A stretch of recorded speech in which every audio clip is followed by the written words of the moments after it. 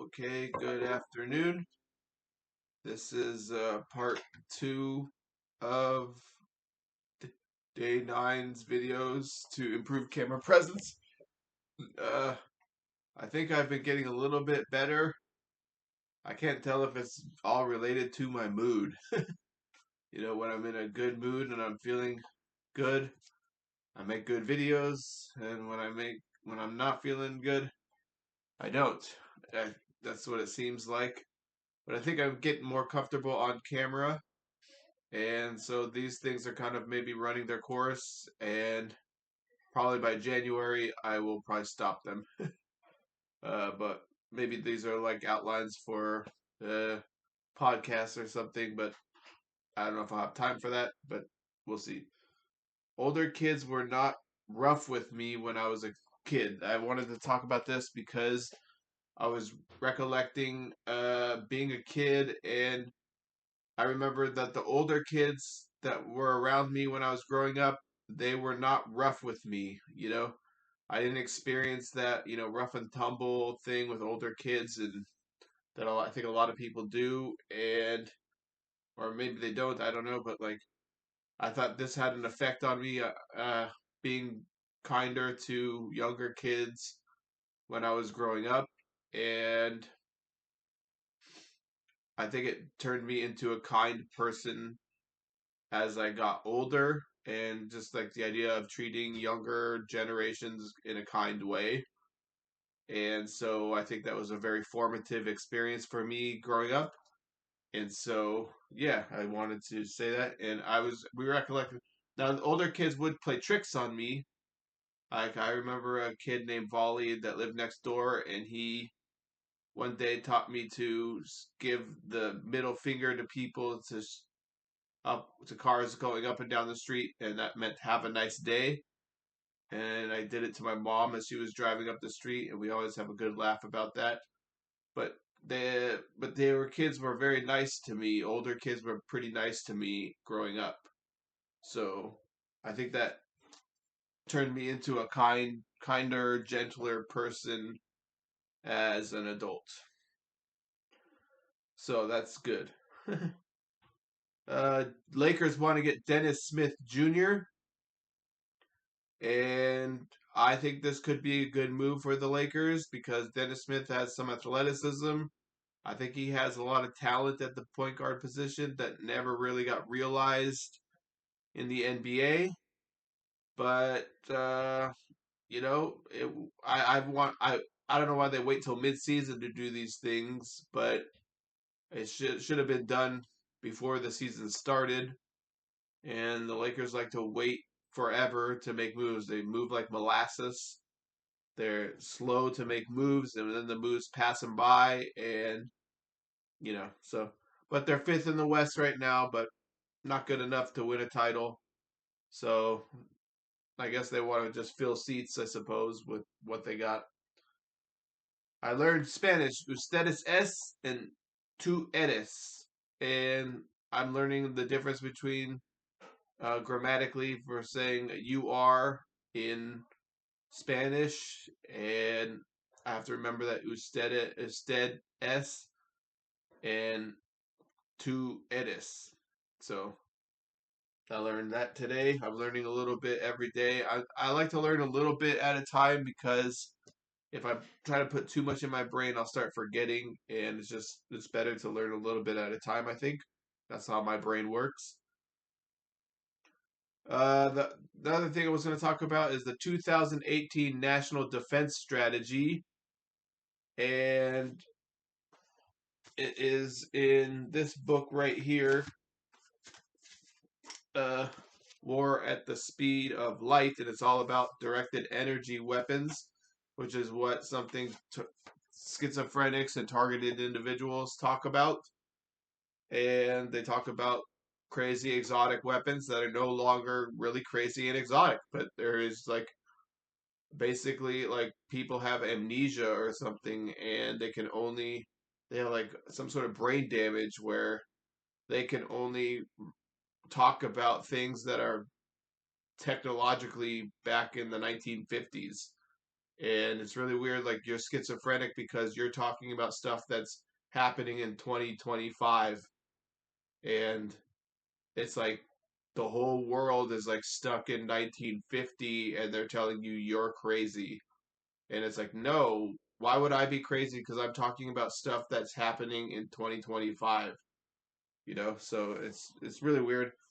Anyways, the National Defense Strategy is talks about new technologies include advanced computing, big data analytics, artificial intelligence, autonomy, robotics, directed energy, hypersonics, and biotechnologies. The very technologies that will ensure we will be able to fight and win in wars of the future. And so, to add to that, they did not make mention that was 2018, the Trump administration came up with this national defense strategy and talking about all those various technologies. Two I will focus on are directed energy weapons and biotechnology, as well as artificial intelligence and robotics and big data computing. All those are relevant to the system to do brain control. And brain control was talked about by the Biden administration when they uh, banned 30 Chinese companies for engaging in brain control. So the Biden administration admitted brain control is a real thing happening on the military levels and the military field in the world, and it is now part of military apparatus of states like China. And so, if you see China as being secondary to the United States, you must say the United States probably has that capability too.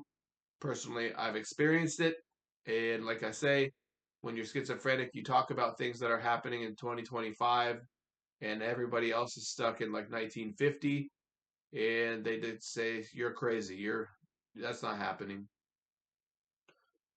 Anyways, so you take that aspect of the fact that Biden brought brain control to the forefront, and so Trump is coming back into office, and these are the technologies that exist in the world. And so when targeted individuals talk about it, you know, it should be understood like, this is something that is happening in the world.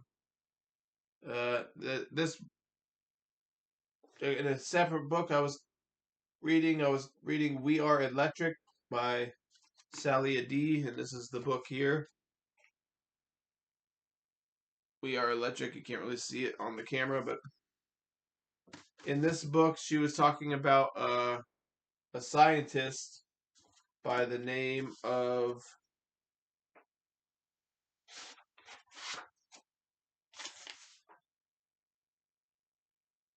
I can't. I'm trying to find the Keith Lucas, and he was engaging in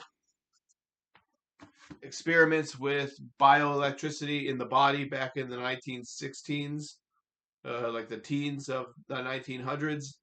And this guy died in a mid-air collision. And I was thinking, man, that just shows you how insane the 19th century was. People were experimenting on the electricity of the body, and they were dying in mid-air collisions. Just that phrase, died in a mid-air collision, just shows you, man, it was crazy in the 20th century. Like, that crazy ass century birthed what we're living in now. So it makes you wonder, like, what were they working on in secret if in public they were doing these crazy things, like dying in midair collisions and stuff. And it's like, you know, humans are descendants of crazy people. And I'm not trying to insult anybody, but like, we come, we have been crazy for quite some time, and we do crazy things. And so when somebody like is a schizophrenic and they describe this crazy group is doing crazy things with me, uh, you know, it's not that far fetched when somebody says a crazy group is doing outrageous things.